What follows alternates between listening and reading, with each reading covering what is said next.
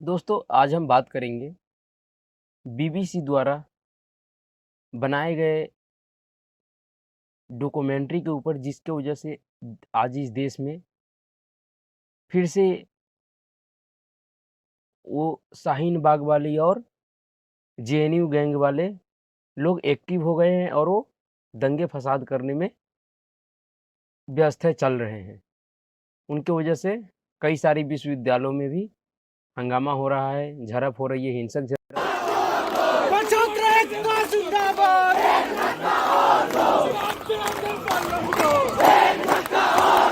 हालांकि इस दौरान भी पत्थरबाजी हुई। प्रोपेगेंडा डॉक्यूमेंट्री से किसे क्या मिलेगा, इससे किसे फायदा होने वाला है, किस लिए लोग इस डॉक्यूमेंट्री के लिए हिंसक झड़प पे उतर गए हैं और सरकार के नियमों के खिलाफ काम करने में भी पीछे नहीं हट रहे हैं।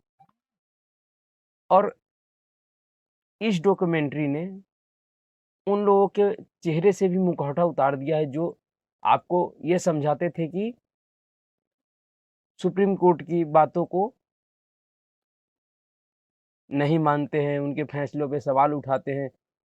ऐसे लोग जो शोर करते थे कि ये सरकार आने के बाद या इन सरकार को जो जो चुनी है वो लोग सुप्रीम कोर्ट को फैसले को नहीं मानती है। दरअसल उन्होंने साबित किया कि सुप्रीम कोर्ट के फैसलों को वो लोग कितना मानते हैं जो आज रोड पे घूम यानी कि जश्न मना रहे हैं, उस डॉक्यूमेंट्री को दिखाने और देखने के लिए हिंसक झड़प तक कर रहे हैं।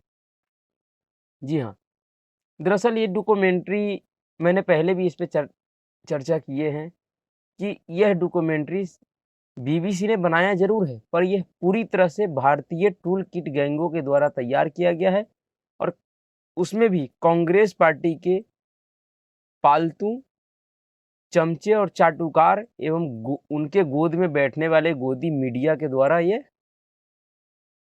इसकी सारी स्क्रिप्ट लिखी गई है और तैयार करवाई गई है। सिर्फ नाम बीबीसी का है। दरअसल ये पूर्ण रूप से भारतीय डॉक्यूमेंट्री है, यहीं के लोग बनाए हैं और उसमें सिर्फ नाम बीबीसी का दिलवाया गया है क्योंकि इनका इंटरनेशनल जो टूलकिट गैंग का जो इंटरनेशनल सपोर्ट है वो बहुत ही मजबूत है और उसी का इन्होंने सहारा लिया है और जिसकी वजह से आज इस देश में हर एक विश्वविद्यालयों में और भी जगह-जगह पे हिंसक झड़प तक की नौबतें आ गई हैं, दंगे फसाद तक के नौबत आ गए हैं। जी हाँ, दरअसल यह जो डॉक्यूमेंट्री है, वो क्यों बनवाया गया? क्यों बनाया गया? इसके पीछे की मेन मकसद क्या थी? क्या कारण था कि इस तरह के प्रोपेगेंडा डॉक्यूमेंट्री को फैलाना कुछ लोगों का मजबूरी हो गया? मैंने शुरू में जैसे बताया था कि जब से इस देश में करेंसी घोटाले के मामले में पूर्व वित्त सचिव अरविंद मायाराम पे सीबीआई की छापे पड़ी, उसके बाद से लगातार कोई ना कोई ऐसा मुद्दा क्रिएट करने की कोशिश की गई है ज़बरदस्ती, जो मीडिया में वो मुद्दा बना रहे और मीडिया का ध्यान इस करेंसी घोटाले के ऊपर ना जाए और इस देश में करेंसी घोटाले के ऊपर चर्चा ना हो। दरअसल सिर्फ और सिर्फ कांग्रेस पार्टी जो आज जो ये यात्रा चला रही है, भारत जोड़ो यात्रा जो सितंबर से ही शुरू है और उन्होंने जो ये राहुल गांधी को लॉन्च करने के लिए जो ये यात्रा चलाई है और उनको यात्रा खत्म होने पे आ गई है। चालू हुए होने के बाद से यात्रा खत्म होने पे आ गई है, लेकिन दरअसल उन्होंने जितना अपने आप को, अपना छवि बनाने की कोशिश किया था राहुल गांधी ने इस यात्रा के दौरान, दरअसल उनके सारे किए कराए पे ये जो करेंसी घोटाला का मामला है, ये भारी पड़ रही थी और आगे भी भारी पड़ेगी। ऐसा नहीं है कि इनके इस प्रोपेगेंडा न्यूज़ को फैलाने से यह मामला दब जाएगा, ये मामला दबने वाला तो है नहीं।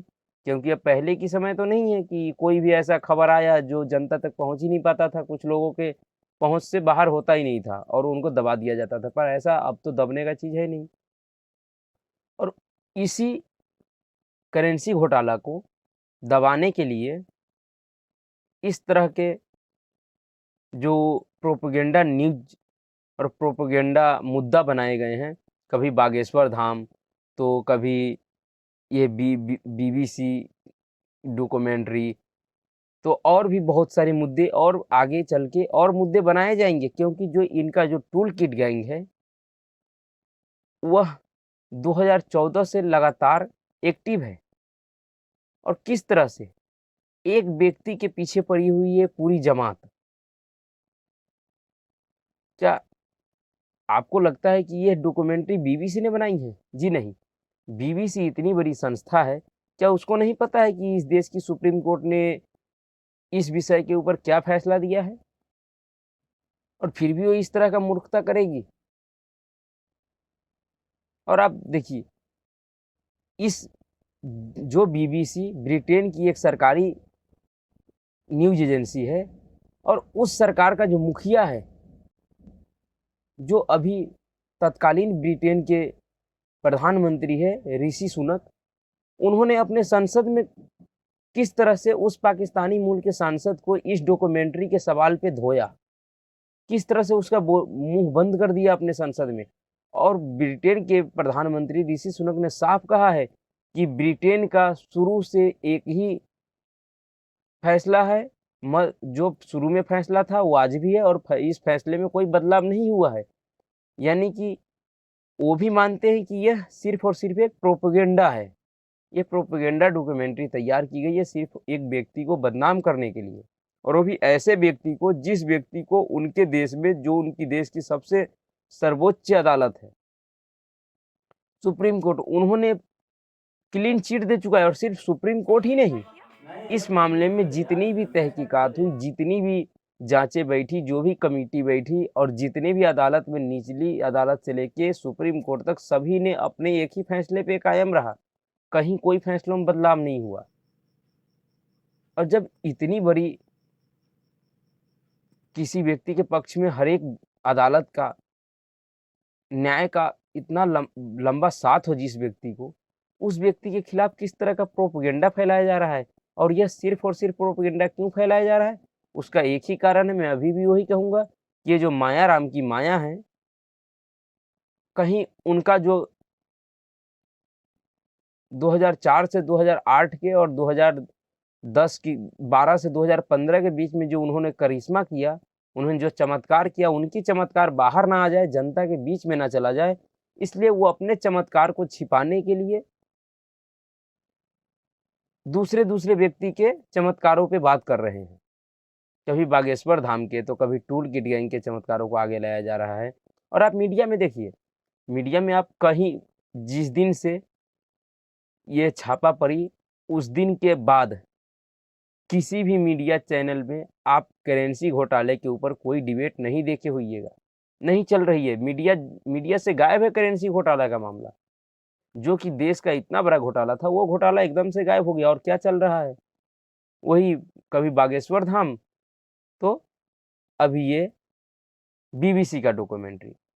दरअसल आज हम बीबीसी के इस डॉक्यूमेंट्री में जो बनाया गया है, उसमें क्या, उसमें जिसको विक्टिम बनाया गया है, जिस उस समय के तत्कालीन मुख्यमंत्री नरेंद्र मोदी को, जो कि वर्तमान में भी भारत के प्रधानमंत्री हैं, उनके पक्ष में सुप्रीम कोर्ट ने क्या कहा, उनको जानना जरूरी है। दरअसल सुप्रीम कोर्ट ने जो कहा है, उस पे अगर हम एक बार उसको देख लें, तो इससे और स्पष्टता हो जाएगी कि यह इन तमाम फैसलों के बावजूद इस तरह का प्रोपेगेंडा क्यों फैलाया जा रहा है देश में, जिससे लोगों को ध्यान भटके, सिर्फ फालतू का हिंसा हो, झड़प हो, और लोग मेन मुद्दे की तरफ नहीं देख पाए। जी हाँ, इसमें दरअसल सुप्रीम कोर्ट ने 2002 के गुजरात दंगे में एसआईटी की ओर से नरेंद्र मोदी को दी गई क्लीन चिट को बरकरार रखी। कोर्ट ने एसआईटी के काम की तारीफ करते हुए कहा कि राज्य प्रशासन के कुछ अधिकारियों की लापरवाही का मतलब यह नहीं कि राज्य प्रशासन की साजिश थी। कोर्ट ने मोदी और अन्य को फंसाने के लिए झूठी गवाही देने वाले आईपीएस अधिकारी आरवी श्री कुमार और संजीव भट्ट को फटकारा। सुप्रीम कोर्ट ने मामले को 16 साल तक सुप्रीम कोर्ट में ने कहा कि उन आरोपों को साबित करने के लिए कोई सबूत नहीं है। गोधरा कांड और उनके बाद की हिंसा सुनियोजित साजिश का नतीजा थी। पूर्व कांग्रेस सांसद जाकिया जाफरी की याचिका खारिज करते हुए सुप्रीम कोर्ट ने यह टिप्पणी की। जस्टिस एम खलविलकर, दिनेश महेश्वरी और सीटी रविकुमार के बेंच ने 452 पन्नों में फैसला सुनाया। सुनवाई के दौरान कोर्ट ने जो कहा छानबीन हुई उनमें ऐसा कोई तथ्य नहीं है जो बताए कि अल्पसंख्यक समुदाय के खिलाफ हिंसा के लिए हाई लेवल पर साजिश रची गई।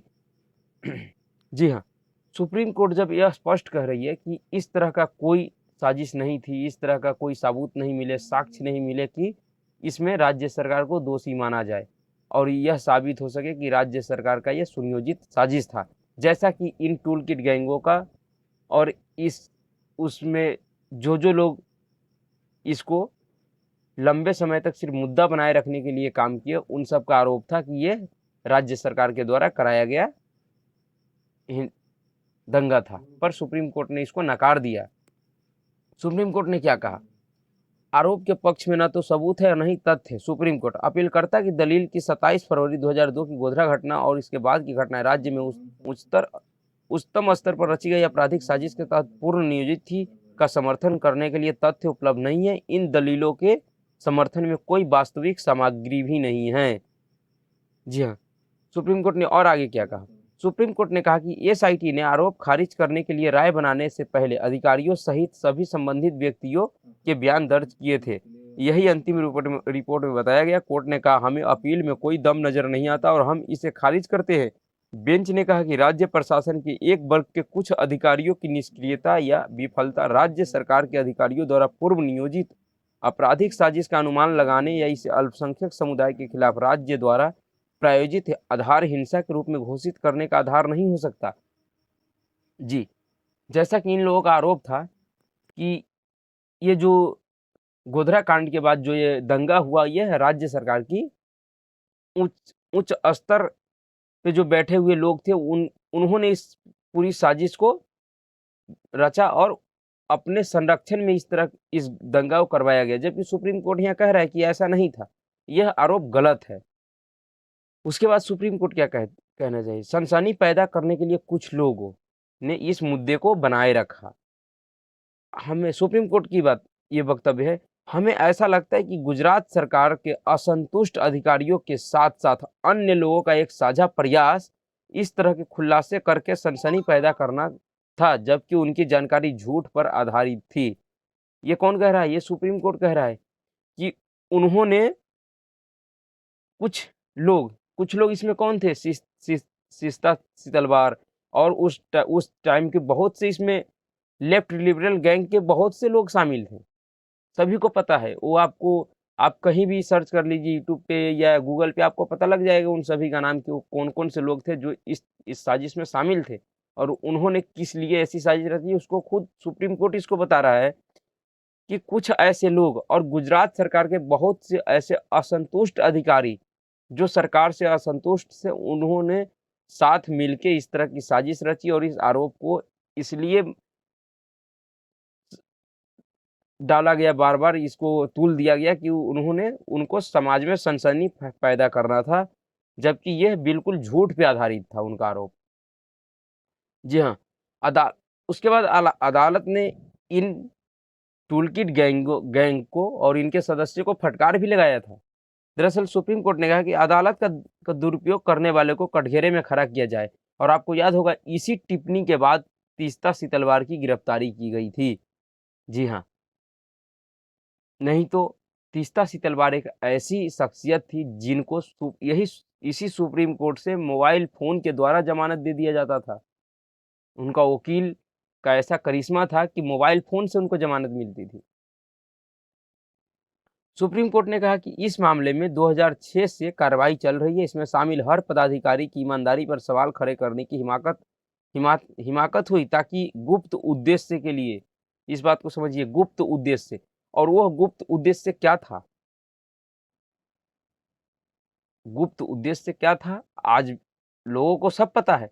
आज दिख रहा है बिल्कुल आपके नज़र के सामने है कि वो गुप्त उद्देश्य क्या था। सिर्फ़ एक व्यक्ति को रीलॉन्च करने की जो बार-बार प्रयास किया जा रहा है और फिर भी और लॉ उन उनकी लॉन्चिंग नहीं हो पा रही है, उसी के लिए ऐसे-ऐसे मुद्दे को पाल-पोस के बड़ा किया गया, उसको चलाते रहा गया, आखिरकार वो बेनकाब हो गए सुप्रीम कोर्ट में। उसके बाद भी आज इस तरह के प्रोपेगेंडा डॉक्यूमेंट्री को बनवा के और देश में माहौल खराब करने की कोशिश की जा रही है। और को कोशिश इसलिए की जा रही है क्योंकि ये जो डॉक्यूमेंट्री है, मैंने पहले ही कहा कि ये यहीं के लोगों के द्वारा बनाया गया है। सिर्फ़ नाम बीबीसी का है, जबकि इसमें पूरी तरह से संलिप्तता यहीं के उन लिबरल और लेफ्ट लिबरल गैंगों की है, जो 2002 से ही एक व्यक्ति के पीछे पड़े हुए हैं और वो संतुष्ट नहीं हो पा रहे हैं। उन्होंने देखा कि अब भारत में हम भारतीय अदालतों से तो हम मार खा ही चुके हैं, लेकिन फिर भी हम इनका पीछा नहीं छोड़ेंगे क्योंकि और इस बात को समझने की ज़रूरत है कि वो ये ऐसे-ऐसे मुद्दे को देश में आगे बढ़ा के क्या पाना चाहती है। आज आप देखिए, अभी जब कश्मीर फाइल्स फ़िल्म निकली थी, तो बहुत से दलाल चाटुकार ये कहते हुए आपको मिल गए थे सोशल मीडिया से लेके हर एक टीवी चैनलों पे भी कि इस तरह की फ़िल्म से समाज में नफ़रत फैलती है, ये समाज में नफ़रत फैलाने के लिए बनाया गया है। तो वो उसके लिए तो आप कह रहे थे कि नफ़रत फैलाने वाला था। तो फिर इससे क्या, इससे कोई मोहब्बत तो नहीं फैलेगा? जबकि ये डॉक्यूमेंट्री पूर्णतः झूठी है। ये भारतीय अदालत में साबित हो चुका है कि यह पूरी की पूरी कहानी, पूरी की पूरी जो आरोप था वो प्रोपेगेंडा था।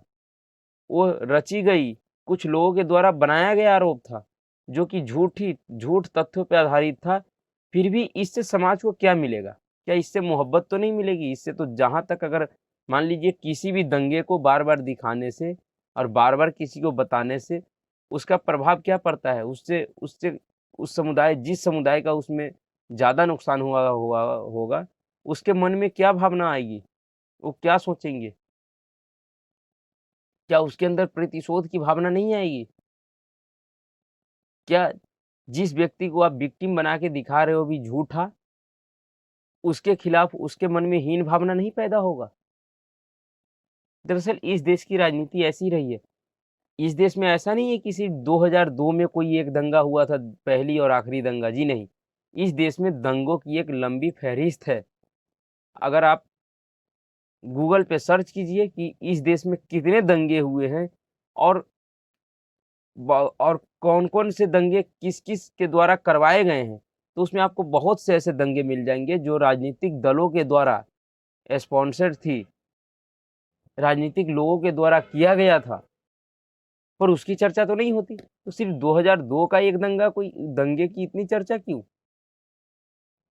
आपने कभी डायरेक्ट एक्शन डे का नाम सुना?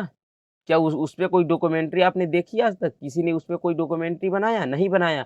अभी एक मोपला नरसंहार पे एक व्यक्ति फ़िल्म बनाया था।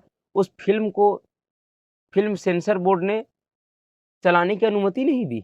वो भी अटका हुआ है।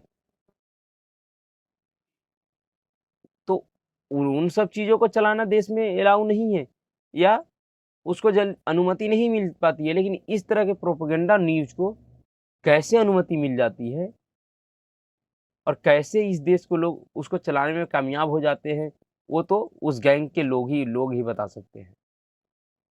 पर अभी आम लोगों को, हम जैसे लोगों को यह समझने की ज़रूरत है कि इस प्रोपेगेंडा डॉक्यूमेंट्री से इस देश के लोगों को क्या भला होने वाली है, क्या मिलेगी? किस लिए लड़ रहे हैं लोग? क्यों लड़ रहे हैं? क्या किसी व्यक्ति को राजनीति के चमकाने के लिए हम आपस में लड़ें? ये कहाँ तक जायज़ है? अगर कोई व्यक्ति अपने कर्मों से लॉन्च नहीं हो पा रहा है, बार-बार लॉन्च करने की कोशिश की जा रही है पर वो लॉन्च नहीं हो पा रहा है, तो इसमें दूसरे की क्या गलती है? तो इस इन चीज़ों के लिए क्या इस तरह के प्रोपेगेंडा न्यूज़ को चलाया जाना ज़रूरी है इस देश में? कोई सच्चाई हो, कोई तथ्य हो तो समझ में आता है कि हाँ भाई सच्चाई है और उसको दबाने की कोशिश की जा रही है। लेकिन जो चीज़ भारतीय अदालत में साबित हो चुकी है कि पूरी तरीके से झूठी थी, झूठ पे आधारित थी, फिर भी उसके लिए लोग मार करने पे तैयार हैं। आप समझिए इन लोगों की मानसिकता को समझिए कि ये लोग क्या चाहते हैं देश में। आज जेएनयू और जामिया और ऐसे-ऐसे संस्थान के कुछ लोग क्या चाहते हैं इस देश में? क्या इस तरह का माहौल बनाना चाहते हैं? क्या उनका काम यही है? नहीं। इसलिए इस चीज़ को समझिए कि यह प्रोपेगेंडा क्यों फैलाया गया? इसके पीछे साजिश क्या थी? क्या थी और अभी भी साजिश क्या है? आप अगर इसको अच्छे से समझिएगा और मैं जिन मुद्दों की चर्चा किया हूँ, उन मुद्दों को अगर आप देखिए, समझिए तो आपको समझ में आ जाएगा कि ये सिर्फ़ और सिर्फ़ कांग्रेस पार्टी और अरविंद मायाराम का माया है और उससे ज़्यादा कुछ भी नहीं है। और उनके द्वारा उनके जो पालतू टूल किट गैंग के लोग हैं, जो कि हर एक क्षेत्र में हैं, उन सभी का मिला-जुला यह एक डॉक्यूमेंट्री है, जिन्होंने वो खुद जिस डॉक्यूमेंट्री के वो उन टूल किट के वो सभी गैंग मिलके तैयार किए हैं और सिर्फ नाम बीबीसी का दिया गया है। तो आप इसको समझिए और इस लेफ्ट लिबरल गिरोह के सदस्यों से सावधान रहिए। इनके तर्कों को पहले समझिए, उसके बाद ही कोई विचार कीजिए। क्योंकि इनका जो तर्क है, वो बहुत ही खतरनाक होते हैं। आप कब इनके तर्क में उलझ जाइएगा, आपको खुद ही पता नहीं लगेगा। इसलिए इन लोगों से सावधान रहने में ही भलाई है, क्योंकि जहाँ-जहाँ इन लोगों का वर्चस्व हुआ है, जिन-जिन संस्थानों में लेफ्ट लिबरल गैंगों का वर्चस्व हुआ है, वो संस्थानें बर्बाद हो गई हैं। इसलिए इनसे सावधान रहने की